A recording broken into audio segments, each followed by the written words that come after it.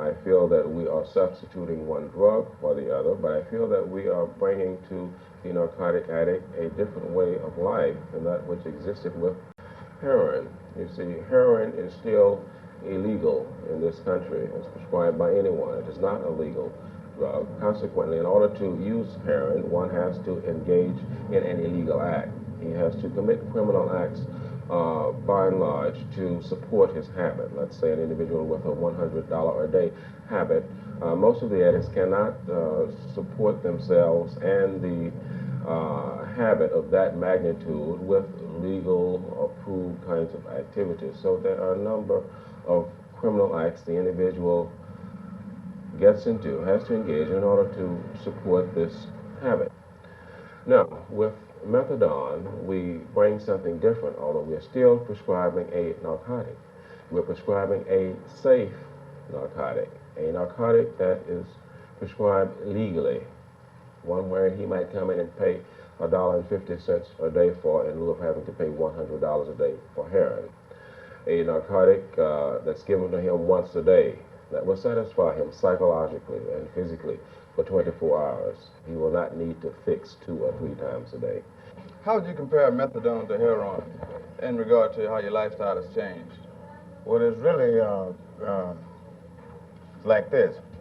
You can't really compare it because with this methadone here, I'm a normal man again. And with heroin, I don't know what I was. I was just ripping and running every 15 seconds trying to get it, you know. How much did heroin cost you daily? Well, it first started off at $250 a day. That's what it started off at. And I supported that habit by selling it. Did you ever do anything else to support your habit? Well, I drove cab, but after it got so big, cab couldn't support it by itself. So I had to sell it. Are you working now? I got 2 jobs. Are you having any difficulty supporting your habit? No, not at all. I'm functioning as a normal person, and, well, I'm living a normal life, you know. There's only one methadone program, and this is it.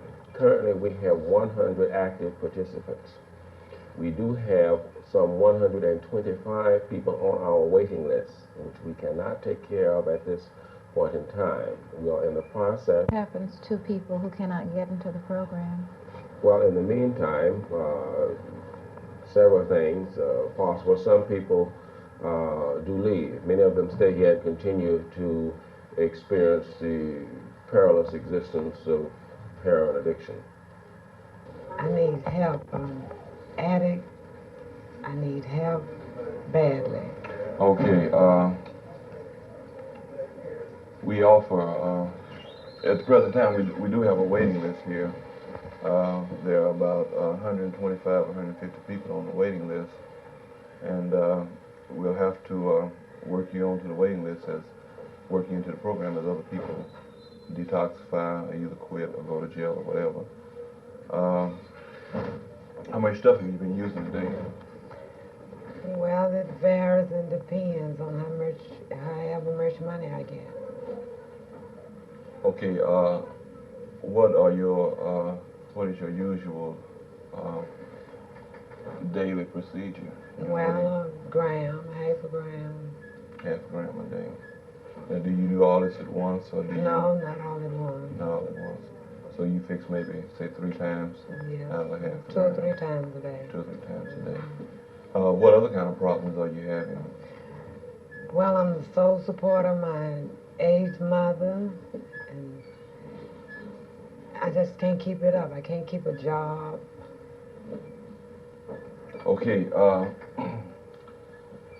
since we do have the waiting list, there are a couple other places that I can refer you to, but understanding that you need to work, it's going to be pretty hard to get something